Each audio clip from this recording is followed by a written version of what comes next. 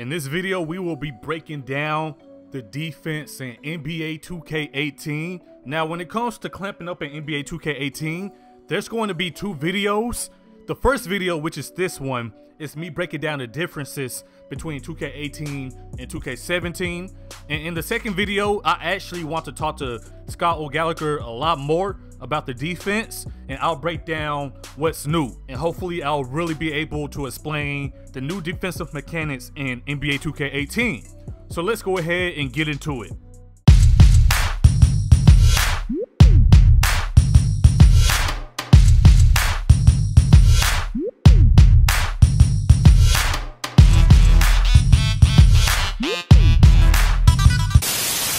So like I said at the beginning of the video, I will mainly break down the difference between 2K17 and 2K18, and in part 2, I'll bring you more information about hedging, the pick and roll system, and stuff like that. I'll still talk about it a little bit, but I'll be more informed and the video will be more in depth.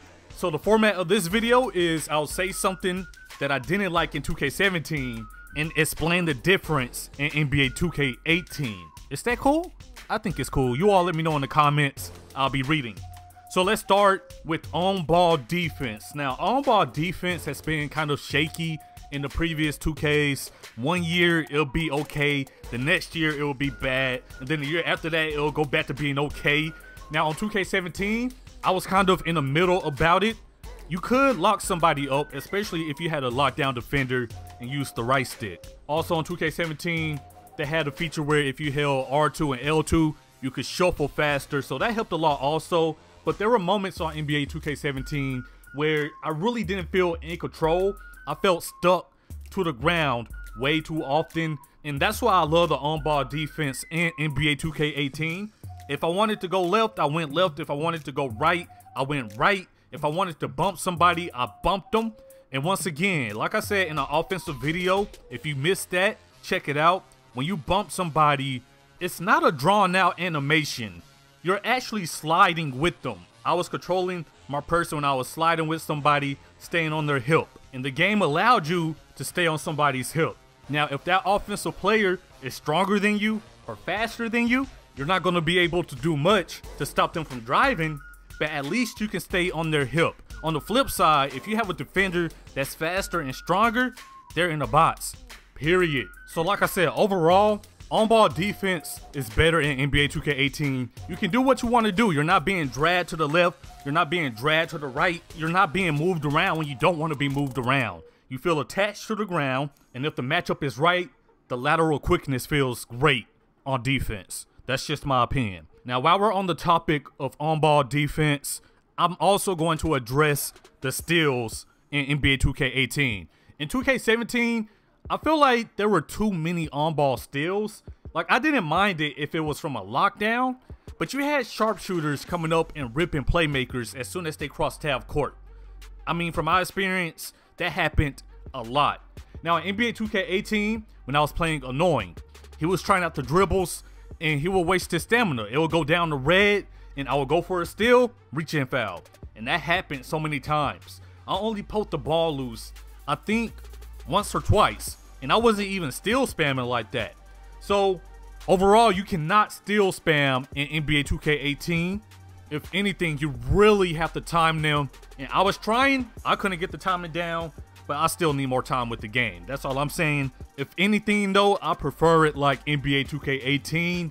People should be penalized for playing reach fence. Like, defense doesn't work like that. You just don't reach on people. So I just wanted to put that out there real quick. You cannot steal spam in NBA 2K18. Now, I really want to talk about the pick and roll system. And like I said, I'm going to talk to Scott OG a lot more. But I really wanted to put some of you at ease because a lot of people were asking about this. Now, in NBA 2K17, you know about the brick wall.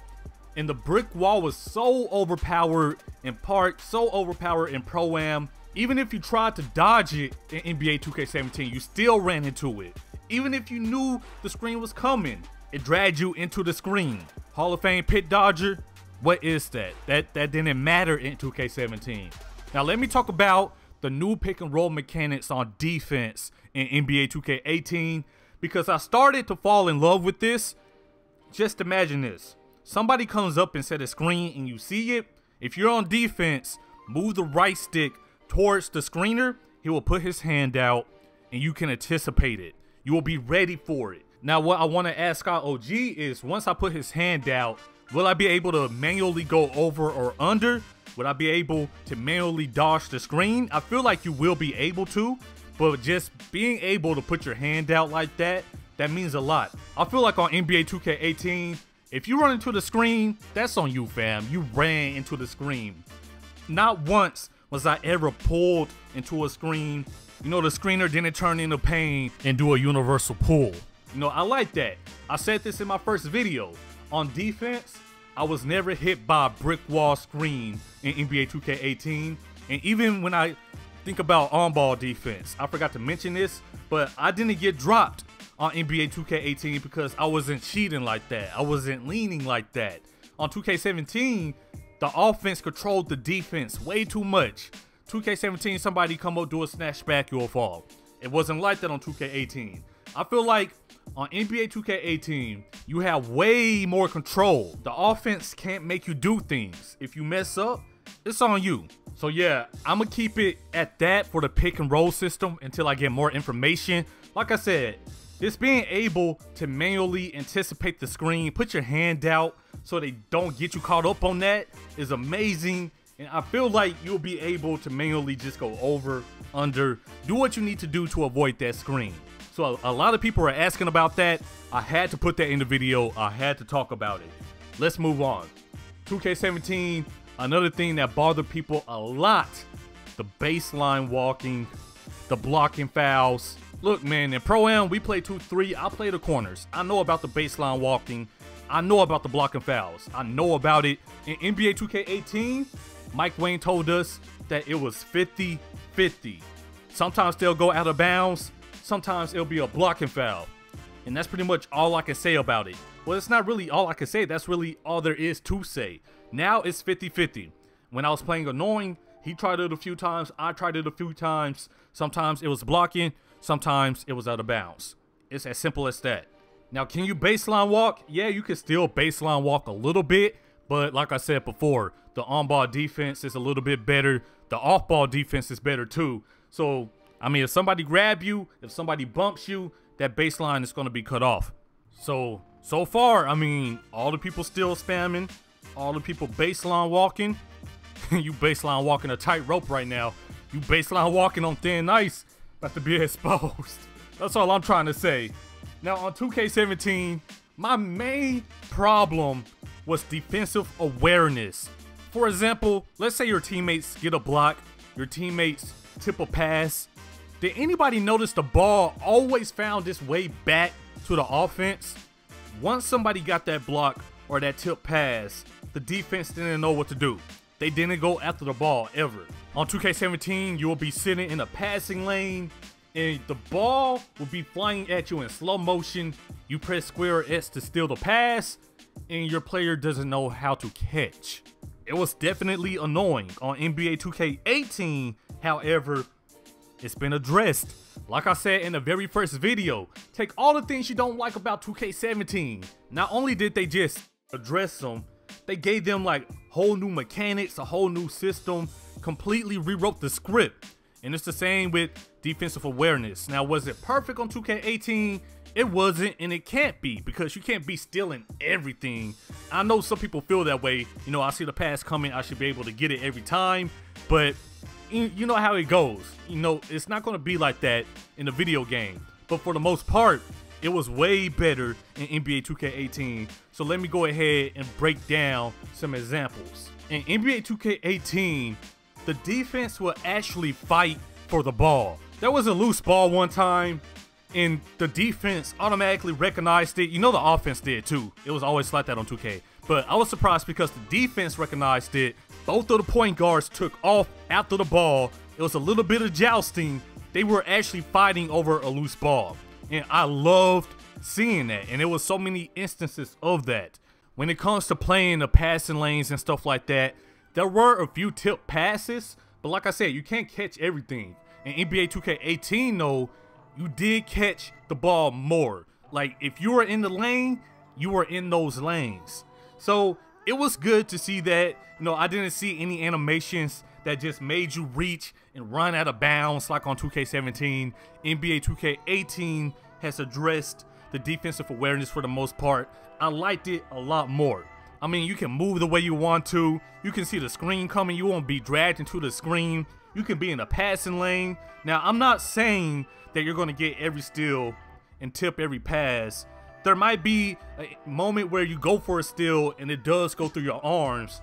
I'm not saying that the game is perfect. You know, like I said, we played a beta build. Just know that it's better than 2K17. Another example of fighting for the ball, because we have to talk about defensive rebounds also. Now, I would love to see an animation, and Timely Cook was talking about this. Shakedown has been talking about this forever. But if somebody big get a rebound, they have to keep the ball up.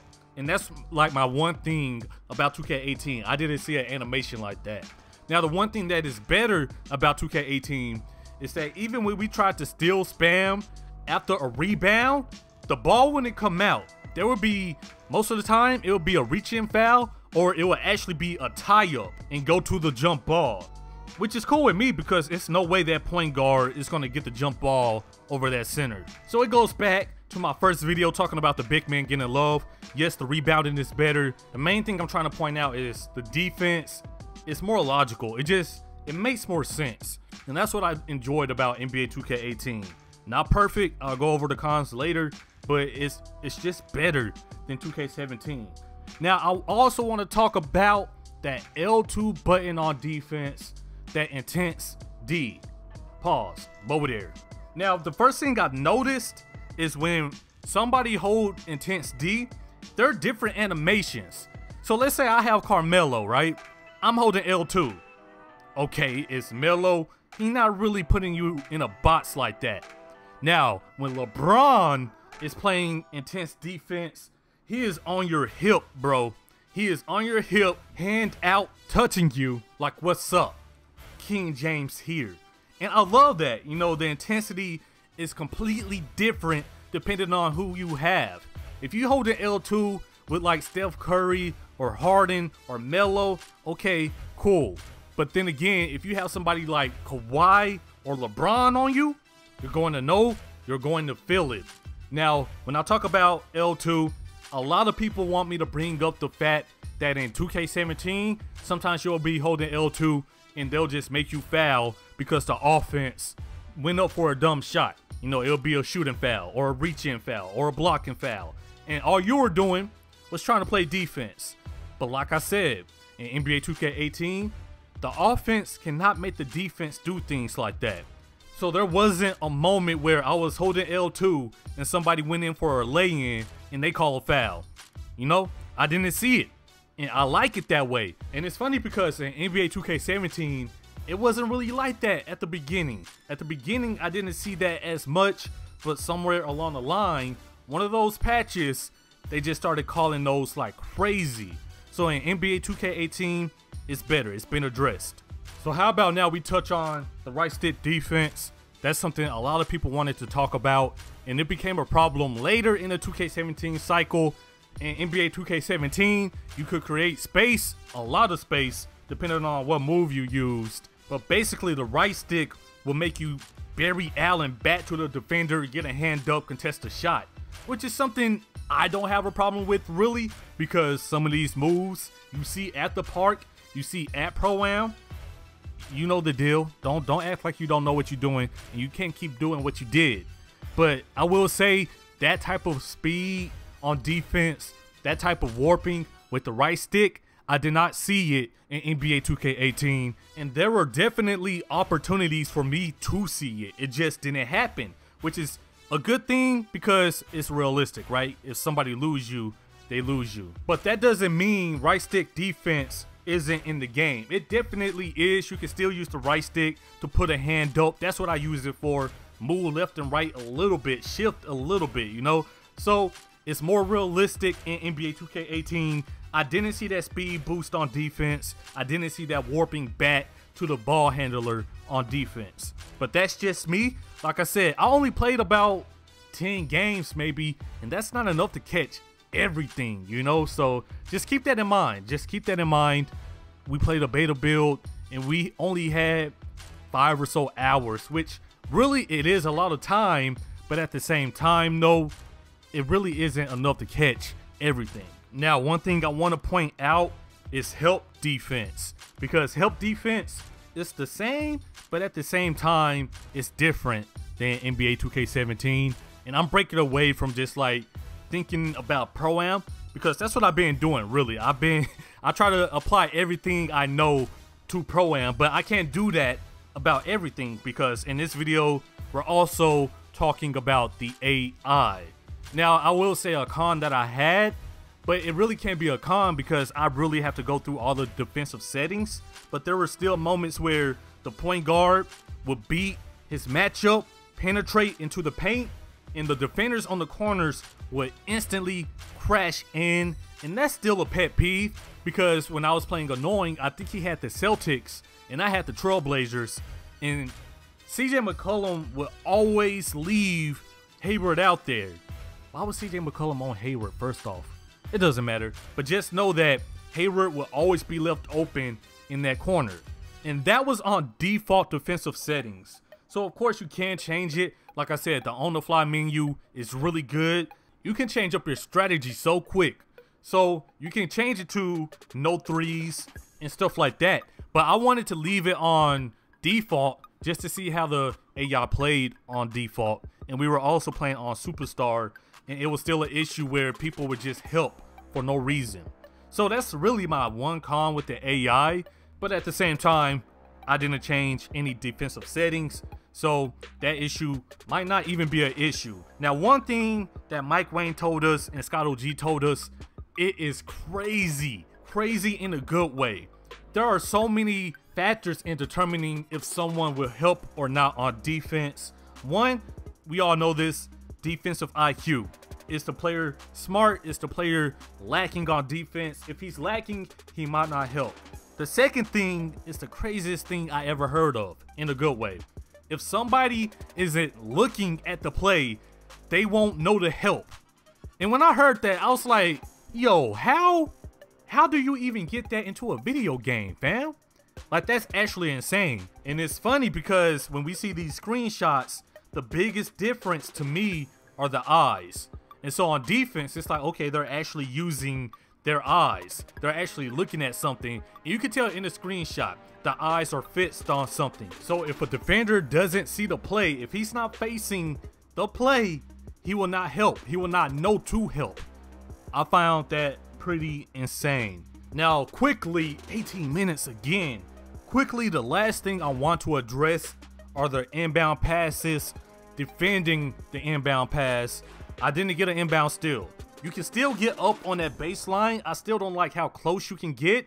And there was a moment where Annoying tried to run to the corner and it just didn't work. But for the most part, when defending the actual inbound pass, there's a slight delay in your animation. So you can't press square as soon as the person passed the ball in and get the steal. It doesn't work like that anymore. There's a slight pause. So I just wanted to clear that up. And once again, there will be a part 2 when I can completely break down everything for you all. I know there are a few defensive heads out there and they want to know everything, and I have to apologize because I don't know everything. You know, I can only give my thoughts on the gameplay, but once I find out more, I got you. I will post part 2, so that will be coming soon. It won't be right after this video, but it will be coming soon. So I hope you all enjoyed this. Thank you for listening. If you stayed all the way, thank you for the support on my first video too. If you missed it, it'll be up on the screen. And we talked about offense in that video, defense in this video. The next video, we'll see. We get in there, fam. We are getting there. You all be easy. Peace.